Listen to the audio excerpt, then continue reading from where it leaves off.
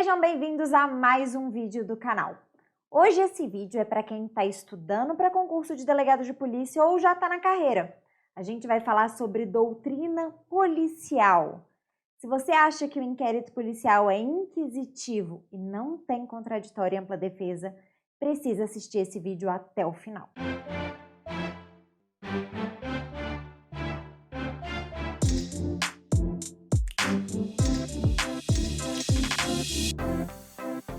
Meu nome é Luciana Peixoto, eu sou professora de processo penal e delegada de polícia e resolvi gravar esse vídeo por dois motivos. O primeiro é para o concurseiro. Como eu já falei em aula, quem é meu aluno, até mesmo na rede social, é importante que quem está fazendo concurso para delegado de polícia conheça as doutrinas policiais. Cada dia mais os concursos exigem dos candidatos conhecimento prático e também conhecimento teórico que valoriza a carreira. E o segundo motivo são para os colegas delegados de polícia. O delegado de polícia ele tem que difundir as doutrinas que valorizam o inquérito policial.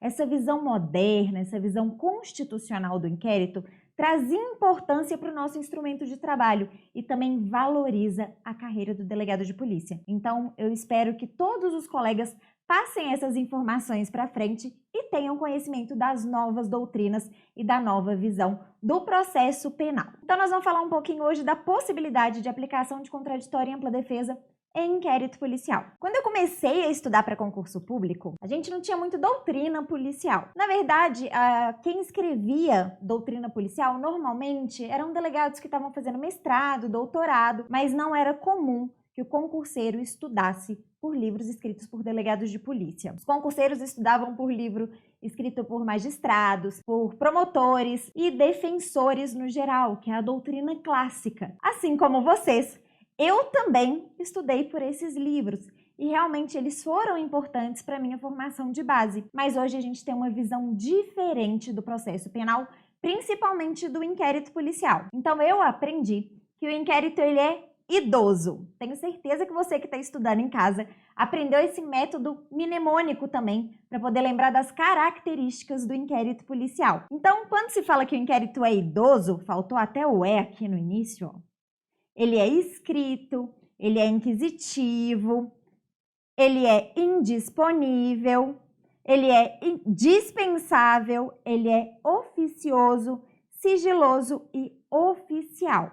Hoje nós vamos focar em falar sobre o inquérito ser inquisitivo. Surgiram doutrinas policiais que passaram a ter uma visão crítica sobre essas características do inquérito. Então, quando a gente estuda que o inquérito ele é inquisitivo, está voltado principalmente para o fato de todos os poderes do inquérito estarem na mão do delegado de polícia, que é o presidente do inquérito policial, e também pela inexistência de contraditório e ampla defesa. No inquérito a gente não tem partes. A gente tem a vítima, tem o investigado, que vão ser futuras partes da ação penal. Mas a gente não tem partes, a gente não tem lide, então a gente não tem nenhum órgão acusador, nem órgão de defesa e nem órgão julgador. O delegado de polícia está ali para presidir as investigações criminais. Então, por isso, os doutrinadores clássicos falam que o inquérito ele é inquisitivo. Quando se fala em inquisitivo, remete à Santa Inquisição, remete ao sistema inquisitório. A gente sabe que existem 3 sistemas processuais: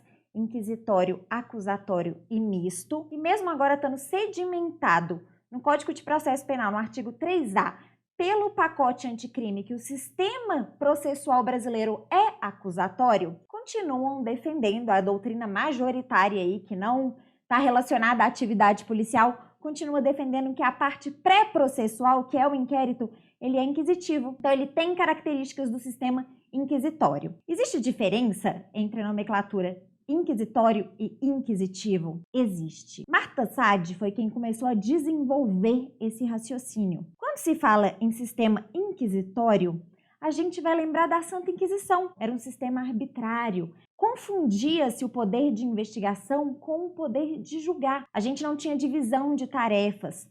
O rei e até mesmo a igreja eram quem tinha todos os poderes. Eles que faziam investigação, eles quem julgavam, eles quem defendiam e eles quem acusavam. Tudo estava concentrado em uma única figura. Com isso, era impossível que existisse a imparcialidade. Eu sempre levei para a prova que o sistema inquisitório estava relacionado com a frase todos os poderes na mão do rei. Então levem isso para a prova de vocês também. Além disso, as características do sistema inquisitório, dentre elas está o inquisidor é a pessoa que tinha ampla gestão da prova.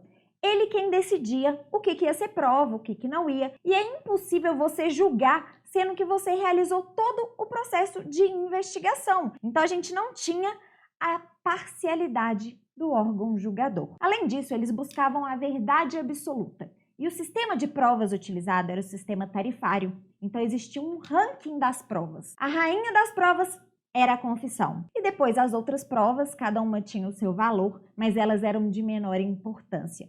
E como se buscava a verdade absoluta, isso legitimava abusos, inclusive a tortura, para se obter a confissão, porque assim, na cabeça deles, ia se chegar à verdade absoluta. Outro ponto importante de falar é que o inquérito ele era sigiloso. Às vezes, nem mesmo o investigado, o acusado, sabia do que estava sendo condenado, do que ele estava sendo julgado naquele momento. Então, tinha um sigilo extremo, o que prejudicava, o que trazia, na verdade, a inexistência do contraditório e ampla defesa, além dos outros direitos do réu. A gente não tinha aí amplos direitos na fase nem de investigação, nem de processo, que, como eu falei, já se confundia. E a gente tinha o sujeito como objeto do processo e não sujeito do processo. Então, quando a gente fala que o inquérito ele é inquisitivo, isso remete a algumas características. Ao invés de todos os poderes estarem concentrados na mão do rei, todos os poderes estão concentrados na mão do delegado de polícia. O nosso sistema de provas não é mais o sistema tarifado, é o sistema da íntima convicção motivada do juiz. E é importante lembrar que o sujeito, ele passou a ter alguns direitos. Hoje ele é sujeito do processo, ele é o sujeito da investigação. E desde a Constituição de 1988, alguns direitos e garantias fundamentais, previstos lá no artigo 5º,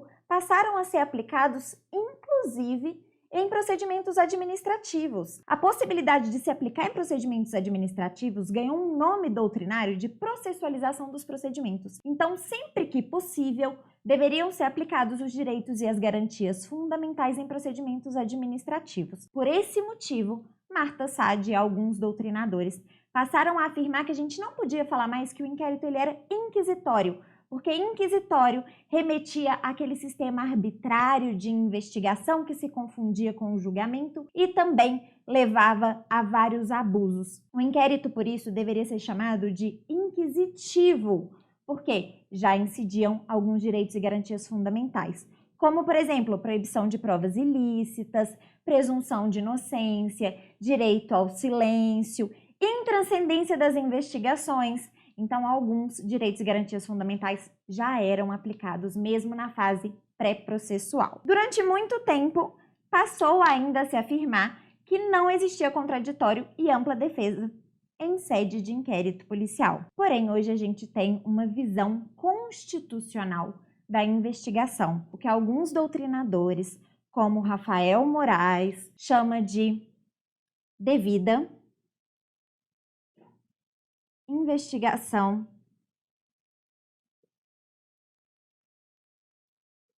legal. Seria um paralelo do devido processo legal, mas na fase de investigação. E eles mostram que existe contraditório e ampla defesa no inquérito, porém de forma mitigada. E eu vou mostrar isso para vocês. Quando a gente fala em contraditório, a gente deve lembrar de um binômio: ciência e participação. Então, o contraditório precisa dessas duas vertentes.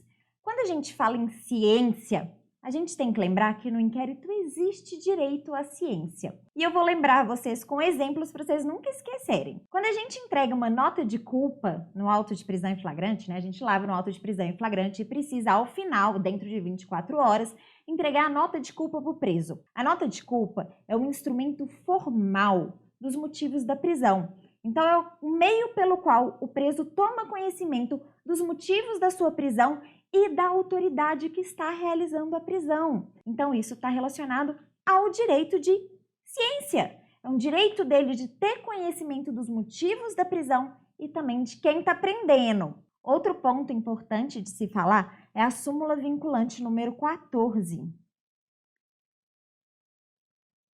A súmula vinculante número 14 possibilitou e sedimentou que o advogado ele tem direito a ter acesso a todos os atos já documentados no inquérito policial para poder produzir a defesa. Então, a partir do momento que a gente fala que tem direito a acesso, inclusive sedimentado em súmula vinculante, novamente a gente está falando do direito de ciência. E podemos falar também do artigo 7º da OAB, que mais uma vez fala que o advogado ele tem amplo acesso aos documentos presentes no inquérito policial para fazer o direito de defesa do investigado. Quando a gente fala de participação, eu preciso concordar que aqui a aplicação não é ampla. Existe o artigo 14 do Código de Processo Penal, do CPP, que diz que as partes podem solicitar diligências ao delegado de polícia. O delegado de polícia ele tem um poder discricionário de decidir se vai fazer essas diligências ou não, mas o poder discricionário do delegado de polícia é regrado, legalidade. Então, todas as decisões devem ser fundamentadas. Isso demonstra que existe uma certa participação das partes na fase de inquérito policial. Inclusive, de acordo com o Estatuto da OAB, o advogado ele tem direito de participar no inquérito policial na parte de interrogatório formulando perguntas. Então, novamente, a gente tem aí a possibilidade de participação. Se o delegado não admitir aquela pergunta, ele precisa de forma fundamentada fazer a sua negativa. Então, é claro que existe o contraditório, porém de forma mitigada, já que a gente tem presente uma das vertentes do contraditório, que é a ciência. Agora vamos passar para a ampla defesa. A ampla defesa ela também se divide em um binômio: autodefesa e defesa técnica. Ao se falar da defesa técnica, ela não é obrigatória na fase de inquérito policial. A defesa técnica ela é obrigatória na fase processual, então ela é irrenunciável, porém ela não é obrigatória na fase de investigação. Porém, é um direito do investigado ter a defesa técnica presente. Então, ela é de natureza mandatória. A gente precisa informar que é um direito ele ter acesso a um advogado acompanhando tanto a prisão em flagrante delito quanto todos os atos do inquérito policial. O pacote anticrime ele trouxe uma modificação no Código de Processo Penal, uma novidade, na verdade. Ele trouxe a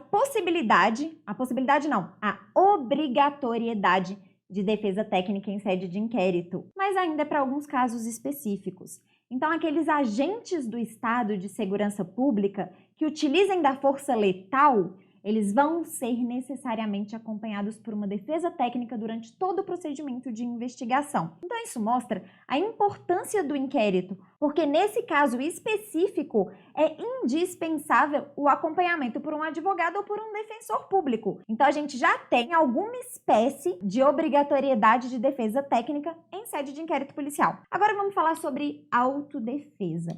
A autodefesa, ela está presente em sede de inquérito policial. Isso não tem como negar, principalmente na fase de interrogatório. Então, toda vez que a gente faz o interrogatório, é um momento que o indiciado, ele tem direito de se defender. Ele tem direito de apresentar a sua versão dos fatos. E por esse motivo, está mais que presente a autodefesa. A autodefesa, ela é renunciável, tanto na fase processual quanto na fase pré-processual. Então, o indivíduo ele pode exercer o direito de permanecer em silêncio e não falar nada, mas ele pode trazer a sua versão dos fatos. Um outro momento que também é utilizada a autodefesa é na reprodução simulada dos fatos. É um direito do preso estar presente na reprodução simulada dos fatos. E se ele quiser trazer a sua versão dos fatos para aquela simulação, para aquela reprodução, ele pode fazer. Isso também é uma espécie de autodefesa. Então, a gente tem autodefesa no inquérito policial. Para fazer o indiciamento, uma das peças fundamentais do indiciamento é o interrogatório. Então, a autodefesa, ela está presente. A defesa técnica, que ainda a gente sabe que não está presente de uma forma ampla e restrita. Por isso, a ampla defesa também é aplicada no inquérito policial de forma mitigada.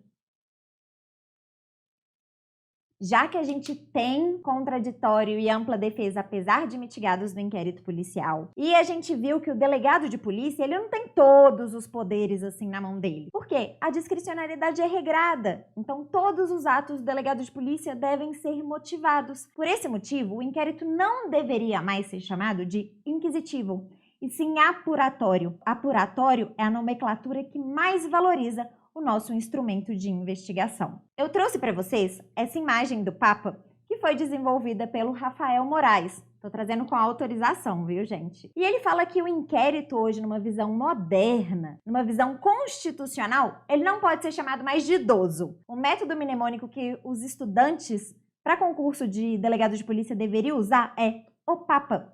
Então, o inquérito, ele deve ser apuratório. Como eu coloquei para vocês aí, ó, vislumbra a possibilidade de contraditório e ampla defesa de forma mitigadas e a necessidade de decisões motivadas, além da participação do advogado em alguns atos. Diversos doutrinadores estão trazendo esses posicionamentos novos e é importante que você que está estudando para o concurso tenha conhecimento. Eu posso trazer o nome de alguns doutrinadores que estão trazendo essas novas teorias que vocês precisam estudar, como o Hoffman, como o Rochester, como o Eduardo Fontes, e alguns nomes fortes da Academia de Polícia de São Paulo são o Rafael Moraes, o Jaime Pimentel, o Thiago Magno, o Lessa, o Marcelo Lessa.